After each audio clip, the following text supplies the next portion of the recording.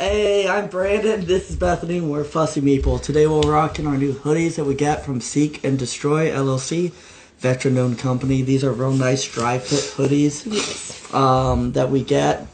We got for the convention. We got the shirts in time. The hoodie, there was some production issues. Yes. But it's fine. We're still going to be rocking the hoodies for our videos. It weren't really production issues. It was a supply issue. Yeah. Sorry, supply issues. So to start things off for our third episode? Third and a half? Yeah, third episode of our weekly podcast.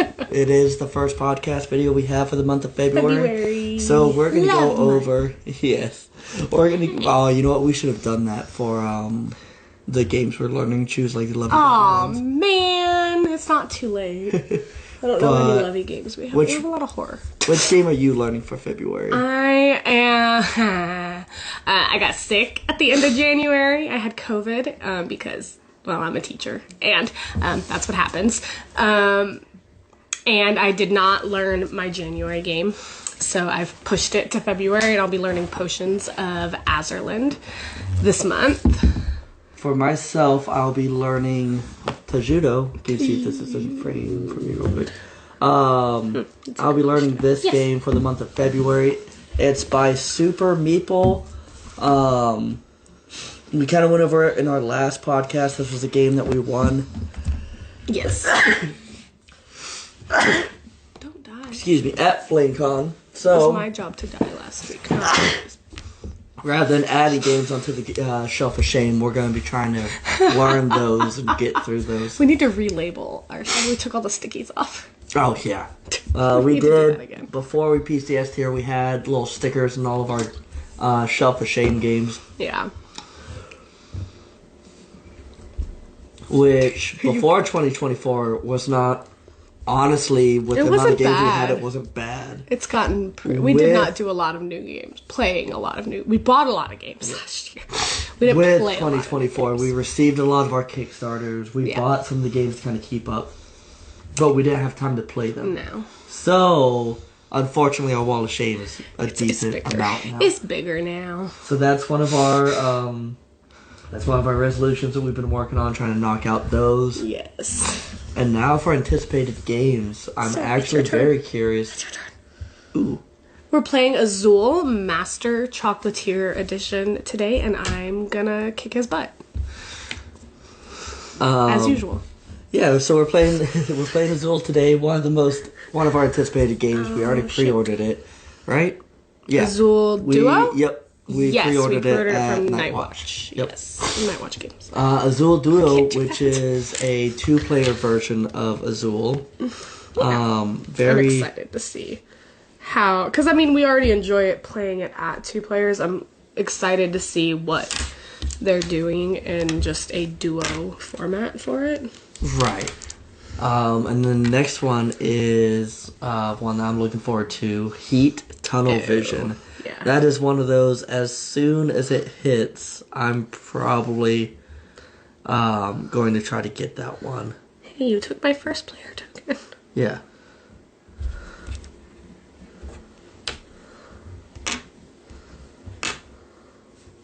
There we go. So those are our anticipated games for February. I'm sure there's going to be, and that's not including the Kickstarters that we're going to get. We're going to go over that here in a little bit. But those are the ones that should be hitting retail. Why'd you... You would take that one. Those are the games that we're anticipating to hit retail and us have to go purchase from one of our local stores. I hate when you do that. You took my first player token. So, whenever it comes, we'll be going over Kickstarters here in a little bit. But to go over just some of the news with the game room, this week was a little fun. My ADHD went into overdrive. Because with us getting setting up our board game room in the living room, we now have space for a bigger table. Yeah. Kind of regret, I originally made a table in Oklahoma, donated it to the local game store there. Yes. I'm not going to be driving 8 hours up to go pick it back up there. Oh, yeah, no. Beautiful table, but no. So we're debating getting a different size table, but everybody thinks their tables are worth $800. You know, yeah. Whenever others are being sold for $100 to $200, which is going to be my goal. I was debating on trying to build another table, basically taking the top off of this one, and then finding a way. I want to do particle board instead of plywood, so that way it's a little bit cheaper. And we're gonna wrap it in the neoprene again. This time, putting down a underlayment with it, just to make it a little bit higher quality. And my issue with it, though, was finding a way to add a rail system to the edge that did not have me screwing through the neoprene. That was one of our issues we had with our last table. Twisted. Yep.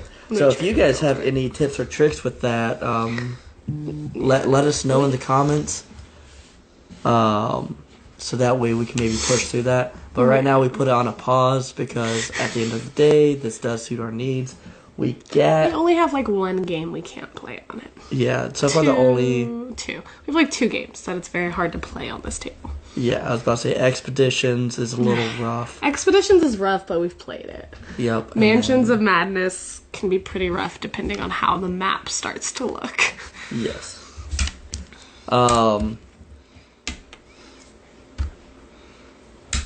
So with that, like, that's why we were looking to maybe fan out. And what I've decided to do is I've gotten TV trays that will sit next to the players. And that can be where your player board and all that information goes. Sometimes you kind of want that stuff hidden, so it kind of helps out with that as well.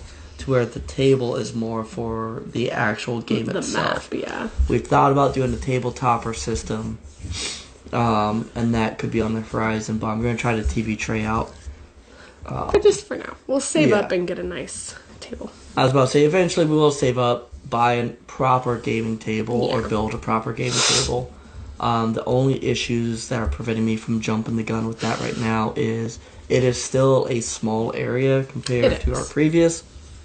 I think my goal right now, we have our coffee table over here, which we're going to do the video tour. It's going to release later on this week. Okay. We have a coffee table that we're going to use as a game table surface, but I eventually want to change that into a bar height table for some of the other games that we own. Because we used to have big game nights, and we might have 2 or 3 different games running at a time, just depending on how many people show up.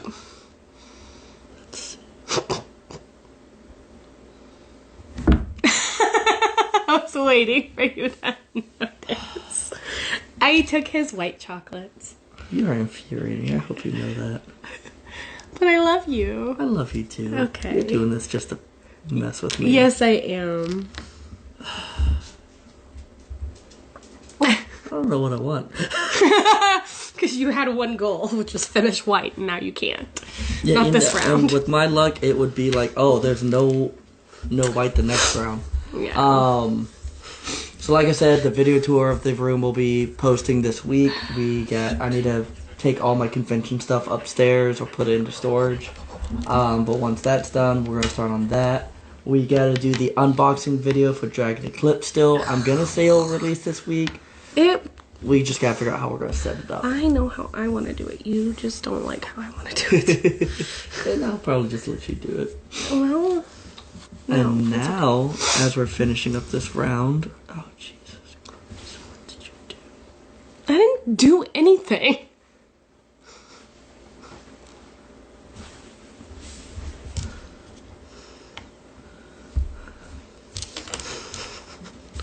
You're so grumpy for no reason.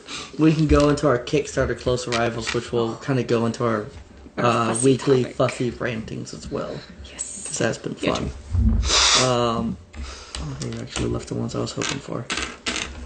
So, with our, I've finally been kind of trying to track down our Kickstarters. We had to, thankfully we were able to pay for some of our shippings right before the Pledge Manager closed. Whoops. But right now, for February, we're looking to receive Canvas Big Box, Boss Monster, and hopefully Dice Throne. This is yours. Yes. And those very easily could be February, March games. I'm hoping Dice Throne comes in. It was supposed to start shipping January 20th. We'll talk a little more about that one here in a minute. Canvas Big Box seems to be on a good track. Yeah. Boss Monster is saying they're shipping. We'll see about that one. Yeah. April, May time frame, we have Apothecary Bakery and Earth Abundance. I'm excited for Apothecary. Well, I'm excited for all of them. I was about to say, we're excited for all of them. Earth Abundance is yeah, I was about to say, I forgot about that one. I saw the upgraded pieces and how they did that. Oh, yeah. That's right. Yes, Apothecary Bakery, their pledge manager closed on the 31st, so a couple days ago. So, and they said that one should start, that one's already on boats. We should be getting it in, like, April-ish. So I'm excited for that one. That one looked cute. Yes. Nope, and then we're gonna start doing Nemesis nights at one of the local game stores here. Yes. It's probably gonna be bi-weekly. Yeah. And probably swap between Nemesis and Nemesis Lockdown. Eventually, whenever we get Retaliation in and we learn that one, we'll throw that into the mix.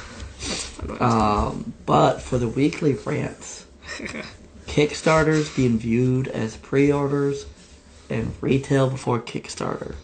This is going to be more of a me ranting about this, and your opinions are, my opinions are my opinions. Your opinions may differ.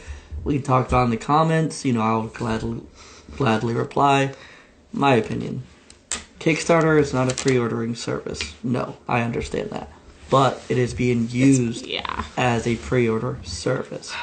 So, when a company, especially larger game companies, Simon, looking at you, Roxley Games, unfortunately, when you are using it as a pre-order, there is a implied, notion that, hey, I'm paying for you guys to make this game and to release it. Yeah. I should be getting it before retail. And it used to be included in Kickstarters. I'm not going to say for any of those specifically. Yeah. I think there's only one game that I saw for sure it said get it before retail, and then that didn't happen. Mm-hmm. And we've had this happen. Roxley is the hot topic right now.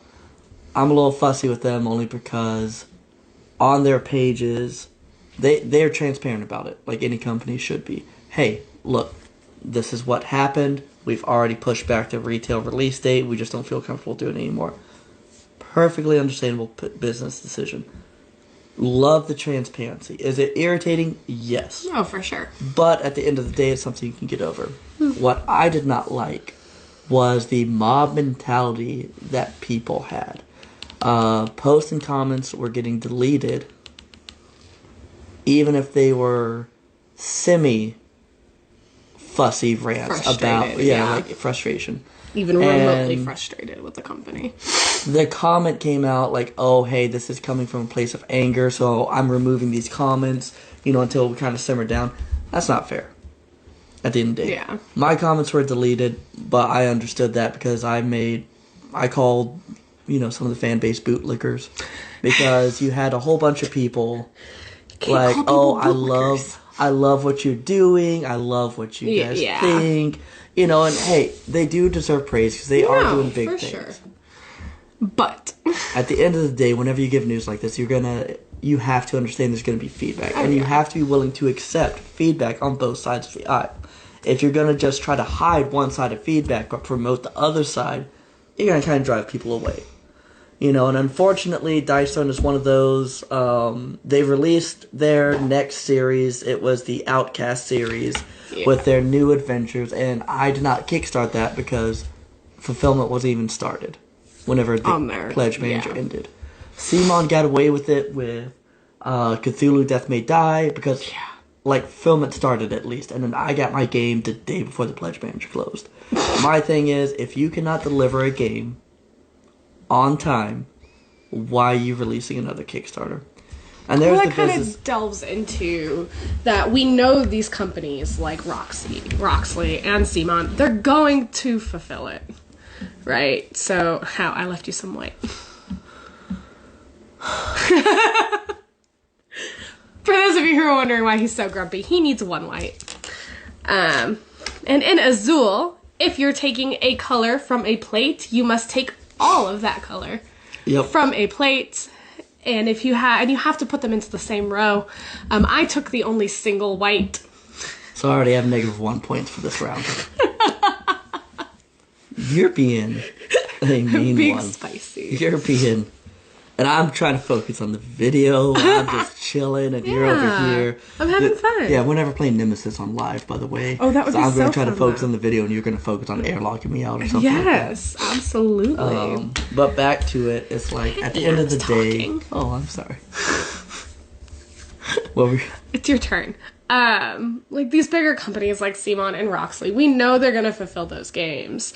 And they don't necessarily need to do a Kickstarter, right? Like the benefit of the Kickstarter for us is getting these games before retail, is getting those upgraded components that you don't get with retail, but they're starting to use it more and more as just a pre-ordering service. Right, and the Deluxified components, whenever it comes to this one specifically, they blame Deadpool, the whole Deadpool fiasco, which at the end of the day, once again, Roxley was very transparent about that. Yeah. Hey, you guys want this? Just know it could delay it. Yeah. The delay wasn't just that, No. though. And it's some of the things are outside of Roxley's hands. It's not saying Roxley made mistakes. It's just the issue of, once again, we have a game that, and at least they admitted it, like, hey, it's probably going to be on retail shelves before you get the game. Yeah. And it just kind of builds onto that frustration of you have these big companies using a Kickstarter, which is usually meant for smaller companies, you know, to get their name out there, to get their game out there. To get that funding they need before they can start production. Right. They're using it as a pre-order system, and you get the fancy dice, you get, you know, metal tokens, metal coins. You get sun-dropped minis, and... That is one I'll always back. Oh, I know, but you'll also always get metal coins. Yes. That's just rude. What is wrong? I didn't do anything. I don't know why you're so grumpy. I'm not able to do... Hey, Am I just ruining all enough, of it? dog.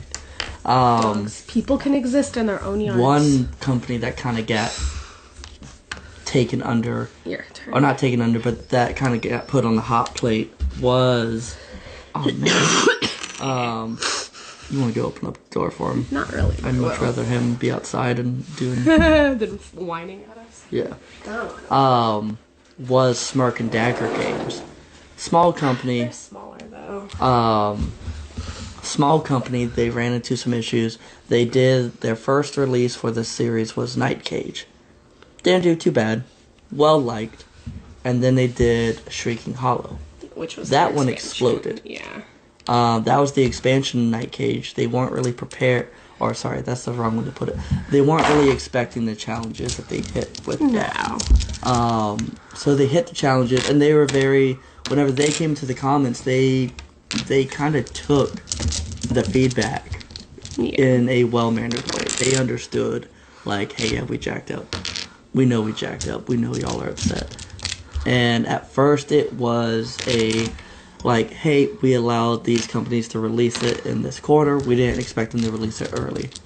And then it turned into, unfortunately, it was just a Murphy's Law for them. Yeah. But then you have big companies like CMON, right? Who have, in my opinion, no business putting this stuff on Kickstarter. No. You have somebody like Stonemaier Games, right? He originally did it. Once he got, like, good to go, he's no longer using Kickstarter. No. He has his own podcast he does to announce his games. He has his own website, his own pre-ordering like, system he does. Yeah. And Stonemaier Games is not that big of a company either. So somebody... something like Stonemaier Games has proven that, hey, it is possible to do this. Mm-hmm. And they have released some big games. I'm not going to include, like, Stamp Swap But like the Wingspan, Big Bucks, doing all that nonsense. Oh like, yeah, they like tackled we pre-ordered those. that on their website. Yeah, they tackled all of those challenges on their own without the need of Kickstarter. Yeah, expeditions.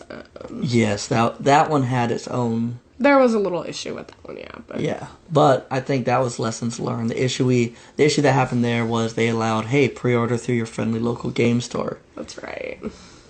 You didn't get the first printing if you did that, though. You Right. get the Ironclad edition. And I'm kind of like, hey, if I backed it the day it released, I would like the first edition. I would like the numbered. And then... I mean, we do have the numbered. It just says second printing. Yeah, it's a second printing. And then the game came out. Everybody was playing it. And then Friendly Local Game Store we pre-ordered it from, good set of friends of ours, came up to us and was like, hey, sorry, we're not going to be receiving the games until the second printing. Yeah. But at the end of the day, I don't think that was something that was... Oh, yep, sorry. 4. I know. I was just... 1. All that work for 1 point on your little white row. Yeah, 3 rounds. 3 rounds of just trying my hardest to finish it out for 1 measly point. That's how Azul can be. Sometimes you can combo and get a bunch of points. I'm honestly not paying the most of attention to this game. But no, what's your opinion? Should we view Kickstarters as still Kickstarters? It's not a guarantee. GameFound is doing more of their stable pledge of, hey, like, this will be a thing. Yeah. But should we view them as just Kickstarters themselves, and at the end of the day, kick rocks if you don't get the game at the time we say we're going to release it, if you get your game at all? Or are we going to treat it like a pre-order system whenever the companies are using it as a pre-order system? That's it for this week's video. Like I said, we're going to try to keep these a little bit shorter rather than an hour long, and then try to produce more content. Next week's videos will be... It's your turn. Yes, Pull I know. a piece. We're going to be going over our Why are you taking my... Whatever. My first player token. Yes. We're going to be going over that weekly news. We're going to have some more content for y'all. But other than that, have a great day. Bye.